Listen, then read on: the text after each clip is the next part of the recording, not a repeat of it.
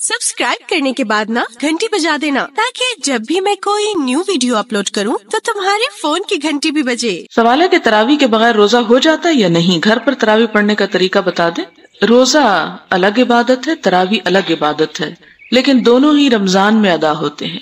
यानी दोनों के दरमियान ये तो मुमासलत है कि दोनों रमजान की इबादत है, लेकिन इसके बावजूद दोनों अलग अलग इबादतें भी हैं। अगर कोई शख्स एक इबादत कर रहा है और दूसरी नहीं कर रहा तो वो एक का अजर पाएगा।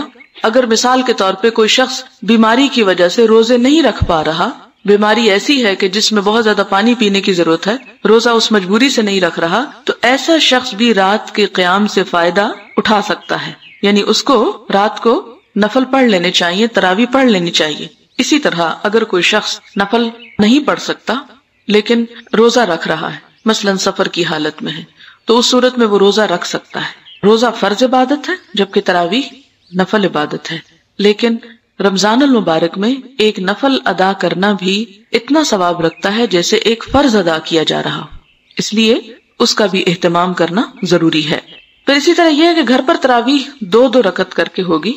कोशिश करें कि जितनी सूरतें आपको ज़बानी आती हैं वो सारी की सारी आप पढ़ लें। आप ये भी कर सकते हैं कि हर 2 रकत में सारी सूरतें पढ़ लें ताकि आपका क़याम लंबा हो जाए। और अगर आप कुरान खोल के पढ़ना चाहती हैं तो उसके लिए यह है कि साथ एक टेबल रख लें जिसपे आप सिपारा जो आसानी से रख और उठा सके, तो क़याम में आप सिपारा उठा के खोल के पढ़ लें अगर आपकी किरात ठीक है। और अगर आप पढ़ते भी गलत हैं तो फिर आप क्या करेंगे मिस्कीन, तो उस सूरत में तो फायदा को खास नहीं होगा। इसलिए कोशिश करें कि आप वही सूरतें पढ़ें जो आपको अच्छी तरह आती हो, और कोशिश करें कि आप अपनी जिंदगी का कुछ वक्त लगाएं कि आप उस बात को अच्छी तरह सीख सकें। इसमें एक बात याद रखें कि अगर आप सिपारा खोलकर पढ़ ही रहे हैं तो आपकी हरकत कसीर नहीं होनी चाहिए, क्योंकि हरकत कसीर नमाज में खलल डालती है। हरकत कसीर का मतलब है ये नहीं कि आप उसको खोल के खड़े हो जाएं, फिर एक वर्का आगे पलटें, फिर पीछे पलटें, फिर आप इधर उधर देखें, फिर आप बंद करके रखें। ये चीजें जो हैं ये दुरुस्त नहीं है। नमाज का अपना खुशू खुजू और नमाज का अपना एहतराम जो है वो बाकी रहेगा। सवाल है अगर कज़ा रोजे रखें तो क्या तरावीह भी अदा करें? नहीं, कज़ा रोजों के साथ तरावीह नहीं है। तरावीह मखसूस रमजान की इबादत है, आप आम दिनों में नफल पढ़ सकते हैं, लेकिन ये जो क़यामुल लैल है ये तरावीह के नाम से ये रमजान के लिए खास है। अगर रात को सिर्फ इशा की नमाज पढ़ लें और तरावीह और वित्र सुबह 4 बजे के बाद, तो क्या ये दुरुस्त है? जी हाँ, बिल्कुल दुरुस्त है। रात के वक्त 30 से खाना काबा से तरावीह पढ़ते दिखाते हैं। जब इमाम सलाम फेर कर अगली 2 रकत के लिए खड़ा होता है तो अल्हम्दुलिल्लाह से शुरू कर देता है। उसमें यह है कि अमूमन आपने देखा होगा कि अल्लाह अकबर के बाद एक और बड़ी सी अल्लाह अकबर होती है, और इमाम तो अपनी अल्लाह अकबर कह के शुरू कर देता है काम, और अलहम्द से पहले वो मुख्तसर पढ़ लेता है।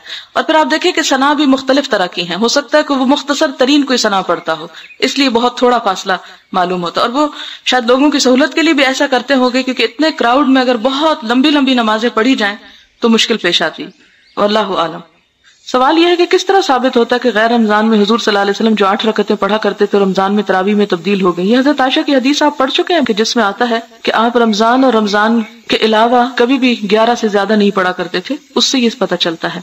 फिर ये कहती है कि हजरत उमर ने जो 20 का तरीका इख्तियार कर लिया वो क्यों? उसमें आप देखें कि मुअत्ता इमाम मालिक में ये रिवायत मौजूद है कि हजरत उमर रज़ी अल्लाह ताला अन्हु ने उबई इब्न काब और तमीम अद-दारी को 11 रकतें पढ़ाने का हुक्म दिया था। और अब भी जो हरम में 20 रकतें होती हैं वो 20 एक स्ट्रेच में नहीं होती। 10 एक इमाम पढ़ाता है और 10 एक पढ़ाता है। 10 एक पढ़ा के चला जाता है और वो एक साथ वितर करके उसको 11 कर लेता है और 10 दूसरा। अब पीछे अगर कोई नफल की नियत से, कुरान सुनने की नियत से 20 पढ़ लेता है, और इवन 20 के बाद आप देखें कि रमजान के दिनों में वो रात को फिर दोबारा शुरू करते हैं और वो सारी रात ही अगर कोई क़याम करता है तो उसमें हरज नहीं है। आप इस नुक्ते को समझने की कोशिश करें कि एक है हुजूर सल्लल्लाहु अलैहि वसल्लम का तर्ज अमल और एक है आपकी तरफ से इजाजत कि जो जितना भी उसमें पढ़ ले। और मैंने उस वक्त जब तरावी की बात की तो ये बात आपसे की थी कि 40 तक की भी तादाद मिलती है, तो ये कि नवाफिल पे कोई कैद नहीं है। लेकिन अगर कोई ये कहे कि मैं 40 इसलिए पढ़ रहा हूँ कि नबी सल्लल्लाहु अलैहि वसल्लम ने 40 पढ़ी, तो ये बात दुरुस्त नहीं है। आप सल्लल्लाहु अलैहि वसल्लम ने लोगों से कहा था कि बिलाल की आजान पर सहरी खाना न छोड़ें, क्योंकि ये तहज्जुद की आजान थी। फजर की आजान इब्न उम्मे मक्तूम देंगे। अगर रसूलुल्लाह सल्लल्लाहु अलैहि वसल्लम रमजान में तहज्जुद अदा न करते थे, तरावीह को सलातुल लैल समझते थे, तो फिर आजान तहज्जुद क्यों दी जाती थी? यह है कि सिर्फ आप सल्लल्लाहु अलैहि वसल्लम के लिए तो नहीं दी जाती थी ना, सबके लिए दी जाती थी। تو وہ ایک طرح سے اعلان ہوتا تھا کہ اب تہجد کا جو وقت ہے وہ ہو چکا ہے، یا لوگ اپنی سحری کی تیاری کے لیے اٹھیں، جیسے وہ حدیث میں پڑھ چکے ہیں کہ آپ نے فرمایا کہ حجرے والیوں کو کون جگائے گا، تو صرف ان کے لیے نہیں بلکہ سب کے لیے تھی ایک طرح سے۔ جو تراویح رسول اللہ صلی اللہ علیہ وسلم نے 3 دن ادا کی وہ کن اوقات میں کی تھی؟ اگر ہم ہمت رکھتے ہیں تو کیا تراویح دیر سے ادا کرنا بہتر ہے؟ سنن ابو داؤد کی ایک روایت ہے جس میں پتہ چلتا ہے کہ ان 3 دنوں میں آپ نے پہلے دن رات کے پہلے حصے میں پڑھائی، دوسرے دن آدھی رات، اور تیسرے دن تیسرے حصے میں، یہاں تک کہ صحابہ کرام کہتے ہیں کہ ہمیں یہ ڈر لگا آخری دن کہ ہماری سحری کا وقت گزر جائے گا، یعنی اتنا اینڈ تک گئے۔ آپ یوں سمجھے کہ جیسے ہمارے ہاں آج کل اگر 5:40 پہ سحری بند ہو رہی ہے تو آپ نے جیسے 5:15 تک مثال کے طور پر، یعنی بہت تاخیر کر دیا آپ نے، اور دراصل تینوں وقت میں پڑھا کر آپ نے یہ ثابت کر دیا کہ صلاۃ اللیل یا تراویح کا وقت پوری رات ہے، جس وقت بھی کسی کو سوٹ کرے۔ لیکن اکثریت جو ہے وہ سونے کے بعد اٹھ نہیں سکتی، اس لیے روٹین میں عام طور پر یہ ہے کہ وہ پہلی رات کو ہی ادا کر لیتے ہیں۔ اور حضرت عمر رضی اللہ تعالیٰ عنہ کی مثال آپ نے پڑھی تو انہوں نے کیا فرمایا تھا کہ وہ لوگ جو اس وقت سو رہے ہیں وہ ان سے افضل ہیں جو پڑھ رہے ہیں، کہ وہ صبح اٹھ کے پڑھ لیں گے۔ تو اس میں اگر آپ صبح سمجھیں کہ آپ اکیلے پڑھیں گے اور آپ کو قرآن زیادہ نہیں آتا، تو اس صورت میں اگر کوئی حافظ موجود ہے اور آپ زیادہ سن سکتے ہیں تو قرآن پاک کو کھڑے ہو کر رات کے وقت سننا جو ہے یہ بھی ایک بہت مسنون عبادت ہے، جس میں آتا ہے نا من قام رمضان، تو قیام اسی صورت میں ہوتا ہے کہ جب قرآن، اور پھر ایک حدیث میں آتا ہے کہ روزہ اور قرآن دونوں انسان کے حق میں سفارش کریں گے، اور اس حدیث میں یہ بھی آتا ہے کہ قرآن یہ کہے گا کہ یا رب میں نے اسے رات سونے سے روکے رکھا۔ تو وہ سونے سے روکے رکھے میں یہ ہے کہ انسان جیسے یعنی تراویح میں زیادہ قرآن پاک پڑھے یا سنے۔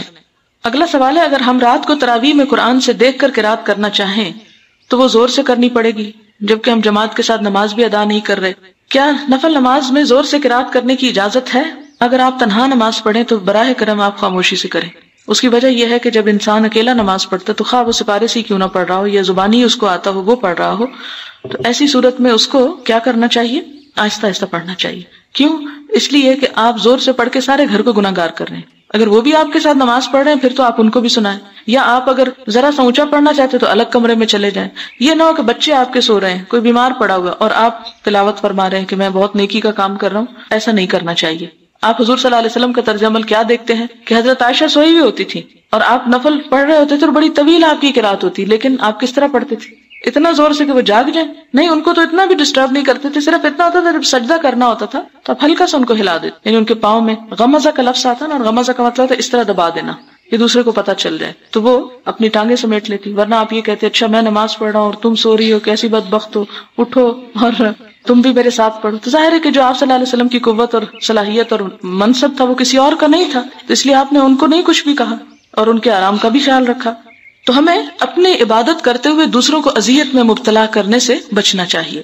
اگلا سوال ہے، اگر ہم رات کو تراویح پڑھ لیں مگر وتر نماز چھوڑ دیں تو کیا سحری کے وقت خالی وتر نماز پڑھنا کافی ہوگی یا اس سے پہلے نفل نماز پڑھنی ضروری ہے؟ یہ آپ کی چوائس پہ ہے، دونوں میں سے جو چاہیں کریں، اس میں کوئی ایسی لائن نہیں کھینچی گئی کہ جی اگر آپ سویرے اٹھ رہے ہیں اور چونکہ رات کو تراویح پڑھ چکے ہیں اس لیے آپ نفل نہیں پڑھ سکتے، آپ پڑھ سکتے ہیں اگر آپ پڑھنا چاہیں، اور اگر آپ نہ پڑھنا چاہیں تو خالی وتر پڑھ لیں۔ اور اگر آپ نے سویرے اٹھ کے نفل پڑھنے ہی نہیں تو وتر کا تکلف کیوں کرتی ہیں آپ سویرے؟ آپ وتر بھی ساتھ پڑھیں۔ حضرت ابو ہریرہ کی روایت آپ پڑھ چکے ہیں کہ اوصانی خلیلی بثلاث، کہ میرے دوست محمد صلی اللہ علیہ وسلم نے مجھے 3 باتوں کی تلقین کی، اور ان میں سے ایک بات کیا تھی کہ میں وتر پڑھ لوں سونے سے پہلے، یعنی اگر تہجد پڑھنے کا ارادہ نہیں تو پہلے ہی پڑھ کے سو جاؤں۔ یہ بتائیے کیا تراویح میں قرآن سنتے وقت جب ثواب یا عذاب کی آیت آ جائے تو اسی طرح ثواب والی آیت میں ثواب کا لفظ سن کر سبحان اللہ اور عذاب والی آیت سن کر استغفر اللہ کہہ سکتے ہیں؟ جی ہاں کہہ سکتے ہیں۔ کچھ آیات کے جواب بھی ہیں مسنون، وہ آپ انشاءاللہ پڑھیں گے بھی کہ کس آیت کے پڑھنے پر کیا کہنا چاہیے۔ مثال کے طور پر ایک سورت ہے الاعلیٰ، اس میں شروع میں آتا ہے سبح اسم ربک الاعلیٰ، تو اس کا جواب ہے سبحان ربی الاعلیٰ، تو وہ سب اگر اکٹھے بھی پڑھ لیں تو اس میں حرج نہیں ہے، پڑھا جا سکتا ہے اس کو۔ اسی طرح اگر کوئی درمیان میں دعا آ جائے تو کیا آمین کہہ سکتے ہیں؟ جی ہاں آمین کہہ سکتے ہیں۔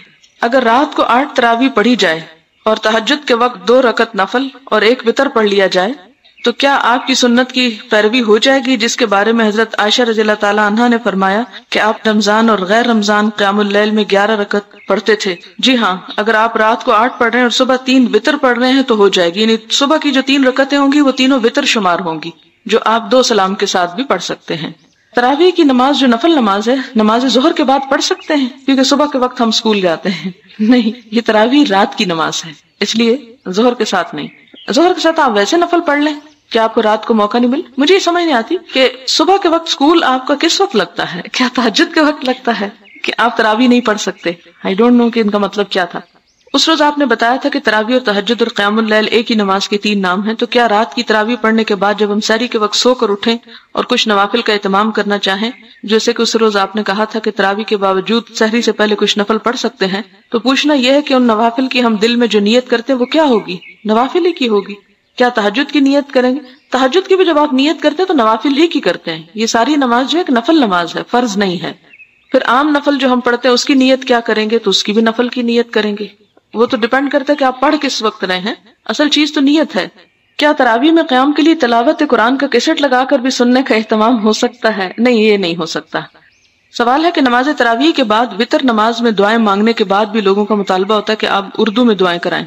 یعنی نماز کے اندر تو اردو میں کوئی دعا نہیں ہو سکتی. اگر بعد میں میرا خیال ہے کہ ہمیں اس طرح کی بدعات کو اشاعت نہیں کرنا چاہیے کہ باقاعدہ ہر نماز کے بعد ہم دعائیں مانگنا شروع کر دیں. ہر شخص اپنی اپنی انفرادی مانگ لے، اس لیے کہ یہی اتنا ہی کافی ہے جو نماز کے اندر مانگ لیا، اسی میں خشوع و خضوع اختیار کریں. کبھی کبھار کرنے میں حرج نہیں، لیکن اس کو عادت نہیں بننا چاہیے. تراویح اگر قرآن پاک سے دیکھ کر پڑھا رہے ہوں اور امام خاتون بائیں جانب کھڑی ہوں اور مقتدی تمام ان کی دائیں جانب، کیونکہ پڑھانے کے بعد قرآن کو سامنے کس طرح رکھیں؟ سامنے چھوٹا سا سٹول رکھ لیں. تو کیا اس طرح تراویح ہو جائے گی؟ اگر نہیں تو جو پڑھ چکے ہوں ان کا کیا معاملہ ہوگا؟ کوئی معاملہ نہیں، ٹھیک ہے جو ہو گیا. اگر کوئی تراویح میں 1 رکعت پڑھ کر بھولے سے تشہد پڑھ کر سلام پھیر لے تو پھر وہ دوبارہ 1 رکعت پڑھ کر سجدہ سہو کر لے تو نماز ہو جائے گی، یا دوبارہ 2 رکعتیں پڑھے؟ نہیں، وہ دوبارہ 1 پڑھ کے سجدہ سہو کر لے، دوبارہ سے پوری پڑھنے کی نہیں ضرورت. میں نے تراویح کے بعد لوگوں کو بیٹھ کر نفل نماز پڑھتے دیکھا اور کتاب الصلاۃ میں حدیث پڑھی کہ آپ صلی اللہ علیہ وسلم بیٹھ کر کبھی کبھار 2 نفل پڑھتے تھے. بات یہ کہ یہ حضور صلی اللہ علیہ وسلم کا خاصہ ہے، اور آپ نے ہمیں جو حکم دیا وہ کیا ہے؟ اجعلوا آخر صلاتکم وترا، کہ اپنی آخری نماز وتر بناؤ. کئی ایسی مثالیں ملتی ہیں کہ جس میں آپ نے اپنے لیے ایک خاص طرز عمل اختیار کیا لیکن صحابہ کرام کو دوسرے چیز کی حکم دیا. تراویح میں حافظہ قرآن سنا رہی تو دوسری لڑکی پارا دیکھ کر جہاں سے حافظہ بھول جائے اسے بتا سکتی ہے، جبکہ دوسری حافظہ لڑکی میسر نہ ہو. تو یہ بات اس لیے پوچھ رہی ہوں کہ ہمارے پاس ایک حافظہ لڑکی ہے جو قرآن سناتی ہے مگر بڑی کمزوری کی وجہ سے بھول جاتی ہے. ہم نے جو آپ سے سنا کہ دیکھ کے پڑھ سکتے ہیں، تو ہم نے ایک دوسری لڑکی کو پارا دیا کہ تم حافظہ کو یاد کرا دینا، تو لوگوں نے اعتراض کیا. اس میں آپ یہ ہے کہ غلط پڑھنے سے بہتر ہے کہ کوئی اس طرح نماز کے اندر سے بتا دے، لیکن یہ کہ اگر لوگوں کی اس پہ تسلی نہیں تو پھر آپ چھوڑ دیں، کیونکہ فتنہ برپا کرنا جو ہے وہ اس سے بھی غلط بات ہے. کہ اگر لوگوں کو پریشانی ہو رہی ہے اور وہ سمجھتے ہیں کہ اس طرح ان کی نماز فاسد ہو رہی ہے تو بے سمجھ لوگوں کے ساتھ ایسا معاملہ نہ کیا جائے. میری بیٹی کے 2 بچے ہیں. ایک دن اس نے 6:45 تراویح شروع کی. بچوں کی وجہ سے وقفے آتے رہتا کہ صبح 3 بجے نماز مکمل ہوئی. ساری رات ہی نماز میں رہی.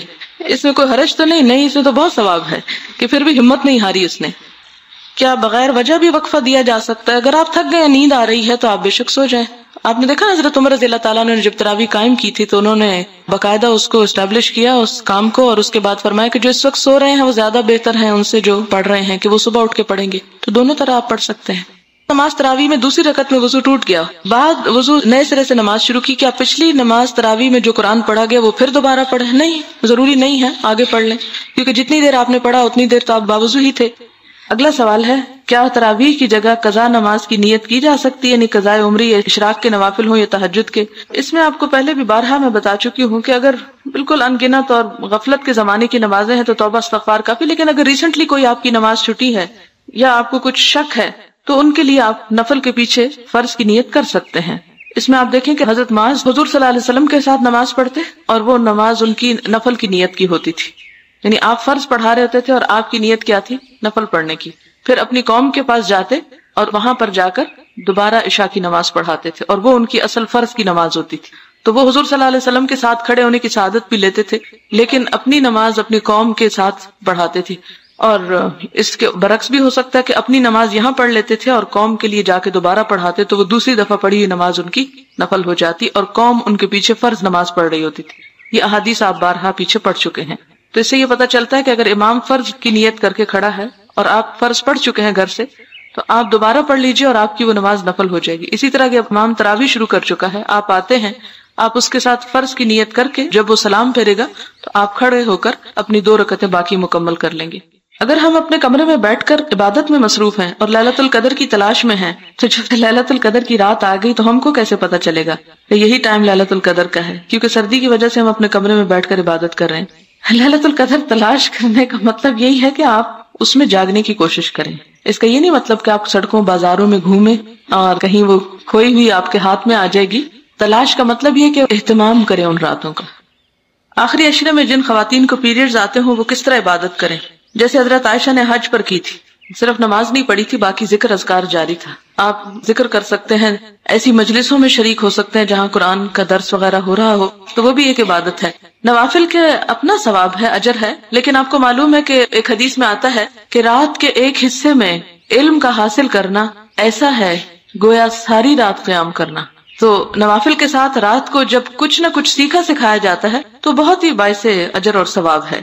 بعض لوگوں کا کہنا ہے کہ شب قدر کی رات درخت اور پہاڑ وغیرہ سجدہ کرتے ہیں. جناب وہ تو ہمیشہ ہی کیے رکھتے ہیں، والنجم والشجر، لہٰذا اس دن کوئی اسپیشل سجدہ نہیں ہوتا. اور کہتے ہیں کہ پانی دودھ میں بدل جاتا ہے، یہ بھی خیال ہے لوگوں کا. اور اس وقت ہر دعا قبول ہوتی ہے، ہاں دعا ضرور قبول ہوتی ہے، اور وہ پانی یعنی دودھ پینے سے ہر بیماری کی شفا ہوتی ہے، یہ تو مجھے معلوم نہیں. اس مخصوص وقت میں بہت زیادہ چاندنی ہوتی ہے جو ہر انسان برداشت نہیں کر سکتا، یعنی ڈر جاتا ہے. کیا یہ صحیح ہے؟ جی ہاں، کچھ خاص روشنی تو ہو سکتی ہے جو کسی انسان کو نظر ہے، کیونکہ فرشتے بہت اترتے ہیں نا اس رات. قرآن پاک میں بھی آتا ہے تنزل الملائکۃ والروح فیہا باذن ربہم، تو جبریل امین بھی اترتے ہیں، فرشتوں کے پرے اترتے ہیں. جب بہت فرشتے کہیں اترتے ہیں کیونکہ نوری مخلوق ہے نا، نور سے ہے، تو ہو سکتا ہے کہ ان کے وجود کی وجہ سے یا کسی اور خاص وجہ سے روشنی کا وجود بہرحال سنا اور پایا گیا ہے. اس لیے اس حد تک تو درست ہے، لیکن اس کا دورانیہ کتنا ہوتا ہے یہ مجھے کوئی تجربہ نہیں، اس لیے میں نہیں بتا سکتی. سوال ہے کہ جیسے تمام ممالک میں رمضان مختلف دنوں میں شروع ہوتا ہے، تو کیا ہر علاقے کے لوگ اپنے رمضان کے آخری عشرے کی طاق راتوں میں لیلۃ القدر کے لیے عبادت کریں؟ مثلا سعودیہ میں روزہ ایک دن پہلے رکھا کر پاکستان میں بعد میں. جی ہاں، ہر شخص مکلف ہے اپنے ہی اس کے اعتبار سے. اور ویسے بھی آپ دیکھیں کہ جب دن ہوتا تو پوری زمین پہ دن نہیں ہوتا، کچھ علاقوں میں رات بھی ہوتی ہے. اس کی مثال ایسے ہی ہے کہ جیسے سورج نکلتا ہے تو ایک مخصوص حصے پہ روشنی آتی ہے، ٹھیک ہے، جب ایک مخصوص حصے پہ روشنی آتی تو وہ اس کا دن کہلاتی ہے. اسی طرح اس چاند کے اعتبار سے جس طرح ہمیں پابند کیا گیا، تو ہو سکتا ہے کہ چاند جب ایک خاص اینگل پہ یا وہ دن آتا ہو تو ایک مخصوص حصے پہ وہ ان کی لیلۃ القدر وہاں پر شمار ہو رہی ہو. یہ اللہ ہی بہتر جانتا ہے. ہمیں جس چیز کے لیے کہا گیا وہ یہ جو اصول اور ضابطے بتا دیے گئے اس کو سامنے رکھ کر یکسوئی کے ساتھ عبادت کریں، کیونکہ اگر ہم ان چیزوں میں پڑ گئے تو کسی ایک دن بھی ہم یکسوئی اختیار نہیں کر سکیں گے. اور پھر آپ دیکھیں کہ آخری 10 دنوں میں اسے ڈھونڈنے کی بات ہے، اس کے لیے پھر وہ بات بھی درست نہیں کہ صرف 27ویں کی رات کو عبادت کر کے انسان سمجھے کہ میں نے فرض ادا کر دیا. اس میں آپ دیکھیں کہ ایک روایت میں 21ویں کی بات آتی ہے جس میں آپ صلی اللہ علیہ وسلم نے وہ خواب دیکھا تھا اور وہ بارش اور مٹی اور کیچڑ کی بات. ایک خاتون نے مسئلہ لکھا ہے، میں نے ایک محفل میں دین میں وسعت اور نرمی کی مثال دیتے ہوئے حدیث نمبر 516 اور 17 سنائی تو ایک ہمسائی نے اپنا یہی مسئلہ مجھ سے پوچھا کہ ہم سے بھی کچھ سال پہلے یہ غلطی ہو گئی تھی. میں نے میاں سے کہا بھی کہ روزہ خراب ہو جائے گا، دوسری طرف مجھے یہ ڈر تھا کہ میاں کا حکم ہے جس پر انکار سے اللہ ناراض ہو جائے گا. یہ بہت بڑی غلط فہمی ہے کہ ہمیں یہ فرق نہیں پتا چلتا کہ میاں کے حکم کی لمٹ کہاں ہے اور اللہ تعالیٰ کے حکم کی اہمیت کتنی ہے. ایک اصول یاد رکھیں کہ کسی مخلوق کی اطاعت نہیں کی جائے گی خالق کی نافرمانی میں. جہاں اللہ تعالیٰ ناراض ہو رہے ہیں، اس کے حکم کی خلاف ورزی ہو رہی ہے، وہاں کسی مخلوق کو راضی نہیں کیا جائے گا. اگر انسان اللہ تعالیٰ کو ناراض کر کے مخلوق کو راضی کرنے کے پیچھے چل پڑے گا تو اللہ تعالیٰ اسے اسی مخلوق کے حوالے کر دیں گے. پھر اور مخلوق کا حال کیا ہے؟ آپ جتنا جس کے ساتھ چاہیں احسان کر لیں، کوئی آپ سے راضی نہیں ہو سکتا. لہٰذا اسی لیے ہمیں کہا گیا کہ بندوں سے توقع ہی نہ رکھو، توقع صرف اس ذات سے رکھو. اب یہاں پر آپ دیکھیں کہ اس خاتون کو یہ سوچنا کہ فرض اس لیے چھوڑا جا رہا ہے کہ شوہر ناراض ہوگا، نفلی روزہ تو چھوڑا جا سکتا ہے اور اس کی اجازت سے ہی رکھا جائے گا، لیکن فرض میں خواہ شوہر ناراض بھی ہو تو بھی ریزسٹ کرنا چاہیے. بہرحال اب انہیں معلوم ہوا تو بہت پریشان ہے کہ اس کا کفارہ کیا ہوگا. اب آپ اندازہ کریں اس ہماری جہالت کا کہ فرض توڑ دیے جاتے ہیں، بے حرمتی ان کی ہوتی ہے اور یہ بھی خبر نہیں ہوتی کہ اس کا آپ ازالہ کیا کریں. مطلب یہ جہالت پر جہالت، ظلمات بعضها فوق بعض، ایک اندھیرے پہ دوسرا اندھیرا. پہلے یہ اندھیرا کہ نہیں پتا کہ شوہر کی حد کیا ہے، دوسرا اندھیرا یہ کہ نہیں پتا کہ اگر کوئی ایسی چیز ہو گئی تو اس کے بعد اب خدا سے معافی مانگنے کا طریقہ کیا ہے. تو اللہ تعالیٰ نے یہ دین مذاق کے طور پہ نہیں بھیجا، یہ تفریح کے طور پہ نہیں بھیجا کہ اگر کسی کا دل چاہے خوشی منائے تو اس کو پڑھ لے اور عمل کر لے، اور جس کا نہیں دل چاہتا وہ اس کو پیٹ پیچھے پھینک کے آرام کی نیند سوئے. نہیں، میری اور آپ کی ذمہ داری بنتی ہے کہ جو امانت ہمارے اوپر آئی ہے اس کو ہم دوسروں تک پہنچائیں. تو اللہ جزائے خیر دے اس بہن کو کہ جس نے بتا دی یہ بات، کیونکہ عموماً یہ ہوتا ہے کہ ہمارے ہاں اس طرح کے مسائل شرم کے مارے اور حیا کے پردوں میں لپیٹ کے بیان ہی نہیں ہوتے. لہٰذا حرام کے ساتھ زندگی بسر ہو رہی ہے، حلال کے ساتھ صرف دنیا کے ڈر اور خوف سے ہم اس کی پرواہ نہیں کرتے اور اپنے آپ کو بھی ایک مسلسل ایک جہنم میں ڈالے رکھتے ہیں. کیونکہ جب ضمیر کی ملامت ہوتی رہتی ہے تو وہ ایک عجیب کرب اور تکلیف ہوتی ہے. تو ان مسائل کو جو خصوصاً خواتین سے متعلق اور حرام اور حلال سے تعلق رکھتے ہیں، آپ کا فرض بنتا ہے کہ آپ بہت مہذب باحیا طریقے سے ان باتوں کو دوسروں تک کنوے کر دیں. بہرحال اب یہ کہتی ہیں کہ انہیں معلوم ہو تو بہت پریشان ہے کہ اس کا کفارہ کیا ہوگا، کیونکہ وہ کہتی ہیں کہ میاں روزے تو رکھ نہیں سکتے اور صدقے کے لیے بھی ان کے حالات یہ ہیں کہ قرض پر گزارا کر رہے ہیں. ان کا خیال ہے کہ شاید اسی گناہ کی وجہ سے حالات یہاں تک پہنچ گئے ہیں. اب ان کا کفارہ کیا ہے؟ کیا دونوں میاں بیوی کفارہ دیں گے؟ اس میں یہ کہ بیسیکلی تو میاں پر ہی کفارہ آتا ہے کیونکہ انیشیٹو اس کی طرف سے تھا. اب اگر میاں نہیں کفارہ دے سکتا تو کوئی اور ان کی مدد کرے، جس طرح آپ صلی اللہ علیہ وسلم نے اس شخص کی مدد کی تھی کہ جس سے ایسا گناہ ہو گیا تھا، جس نے کہا تھا میں جل گیا، میں جہنم میں جا پڑا، مجھ سے یہ گناہ ہو گیا. اور ساتھ ہی یہ تھا کہ روزے بھی نہیں پھر رکھ سکتا تھا اور کفارہ دینے کے لیے بھی کچھ نہیں تھا. تو آپ نے یہ نہیں کہا اچھا جاؤ تم پہ کفارہ معاف ہو گیا. اگر یہ کر دیا جائے تو پھر تو ایسے جرائم کا راستہ کھل جائے کہ جی ہمارے پاس تو ہے کچھ نہیں، اس لیے ہمیں تو کفارہ نہیں دینا، اس لیے چلو جب چاہو غلطی کر لو، اللہ غفور رحیم. نہیں، آپ نے کیا کیا؟ دوسروں کے ذریعے اس سے کفارہ دلوایا کیونکہ اسے احساس پیدا ہو کہ یہ کام نہیں کرنا تھا. پھر آپ دیکھیں کہ اس کی کنڈیشن چونکہ بہت ہی خراب تھی، اس لیے آخر کار آپ نے اس کو یہ اجازت دی کہ وہ اس کو بھی استعمال کر سکتا ہے. تو ایسی صورت میں بعض اوقات آپ دیکھیں کہ کوئی ایک غریب شخص ہوتا ہے جو روزہ نہیں رکھ سکتا اور ایسی بیماری میں مبتلا ہوتا ہے کہ بعد میں بھی نہیں رکھ سکے گا. اب اس صورت میں پیسہ بھی کوئی نہیں کہ کفارہ دے سکے، فدیہ دے سکے. کیا ہونا چاہیے کہ اس کی جو مدد کی جائے گی، خواہ وہ زکوٰۃ و خیرات کے مال سے کی جائے گی، اسی کو وہ آگے نکالے گا، لیکن اس کو دینا ہوگا. اور اگر واقعی کوئی کسی کو پوچھتا ہی نہیں اور حالت اتنی ہی بری ہے، پھر اللہ تعالیٰ غفور الرحیم ہے، پھر اللہ کے ساتھ اس کا معاملہ ہے. آپ دیکھیں کہ یہ اللہ کی طرف سے ایک قرض ہوتا ہے بندے پر، اور اللہ تعالیٰ زیادہ حقدار ہے کہ اس کا قرض ادا کیا جائے. یعنی اس کی عبادات میں اگر کوئی کمی بیشی ہو گئی ہے تو اس کا کفارہ دیا جائے.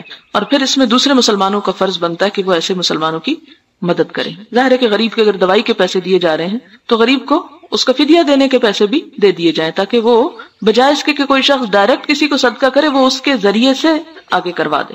سوال ہے پہلے عشرے کی دعا بتا دیجئے.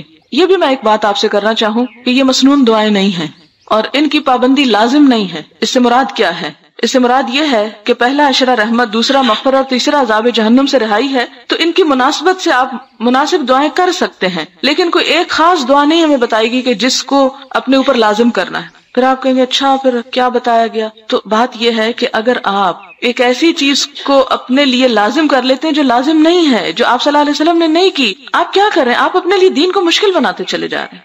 آپ صلی اللہ علیہ وسلم کی آمد کے مقاصد کیا تھے؟ کہ وَيَضَعُ عَنْهُمْ إِصْرَهُمْ وَالْأَغْلَالَ الَّتِي كَانَتْ عَلَيْهَا، کہ آپ صلی اللہ علیہ وسلم کس لیے آئے ہیں؟ کہ لوگوں کے بوجھ ہٹا دیں اور وہ بیڑیاں جو ان لوگوں نے اپنے اوپر جکڑ رکھی ہیں ان کو توڑ ڈالیں، ان کو ہٹا دیں. تو ہم اس طرح کی چھوٹی چھوٹی چیزوں کو لازم کرتے کرتے پھر اپنے لیے وہ چیزیں اکٹھی کر لیں گے کہ جن کا بوجھ پھر ہم نہیں اٹھا سکیں گے. لہٰذا سہولت کے ساتھ آپ اگر پڑھ سکیں تو یا حیو یا قیوم برحمتک استغیث، اور جو نہ بھی پڑھے تو رحمت تو اس کی برس ہی رہی، سب پہ برسے گی. لیکن اس کی مناسبت سے اگر آپ پڑھ رہے ہیں یا اگر بخشش کا عشرہ ہے تو استغفار کثرت سے پڑھ رہے ہیں، آخری عشرے میں عذاب جہنم سے رہائی، ربنا آتنا فی الدنیا حسنہ وفی الآخرۃ حسنہ وقنا عذاب النار، اگر ذرا زیادہ شعور کے ساتھ پڑھ رہے ہیں تو بہت اچھا ہے. ہاں ایک دعا مسنون ہے جو طاق راتوں میں حضور صلی اللہ علیہ وسلم نے حضرت عائشہ کو سکھائی تھی، اور وہ ہے اللہم انک عفو تحب العفو فاعف عنا. شوال کے روزے کب رکھے جائیں؟ شوال کے مہینے میں. کیا پہلے ہفتے میں رکھیں یا بعد میں بھی رکھ سکتے؟ پورا مہینہ رکھ سکتے ہیں، لیکن شروع میں ہی رکھ لیں تو عافیت ہے. بعد میں ٹال دیا تو گئے، پھر بھول جاتا ہے انسان، نیت بھی بدل جاتی ہے. لیکن ہماری عید تو ایک ہفتہ چلتی ہے نا. مشکل یہ اگر نفلی یا فرضی روزے میں سحری کے لیے آنکھ نہ کھلے اور فجر قضا ہو جائے تو صورت میں کیا کرنا چاہیے؟ خالی پیٹ روزہ رکھ لینا چاہیے اور نماز قضا پڑھ لینی چاہیے. اگر روزہ نہ ہو اور اس صورت میں روزہ دار کے سامنے کچھ کھا سکتے ہیں؟ جی ہاں کھا سکتے ہیں، لیکن یہ نہیں کہ آپ ٹیبل سجا کے بیٹھیں. اگلا سوال ہے اگر وتر صبح پڑھنے کے لیے چھوڑے، سحری کو اٹھنے میں تاخیر ہوئی کہ بمشکل سحری پکانے کا وقت ملا، وتر رہ گئے، فجر سے پہلے پڑھنے کا ارادہ کیا، فجر پڑھتے وقت ذہن سے پھر نکل گیا، اس صورت میں وتر کیسے ادا ہوں گے؟ جس وقت یاد آئے اس وقت پڑھ لیں، کیونکہ آپ نے وہ حدیث پڑھی ہے کہ اگر کوئی اپنی نماز بھول جائے تو جب اسے یاد آئے اسی وقت اس کو ادا کر لے. حتیٰ کہ اگر عصر کی نماز کے بعد بھی اس کو یاد آیا ہے تو عصر کے بعد عام نماز کے پڑھنے کی اجازت نہیں ہے، لیکن بھولی ہوئی نماز سبب کی نماز جو ہے وہ آپ ادا کر سکتے ہیں.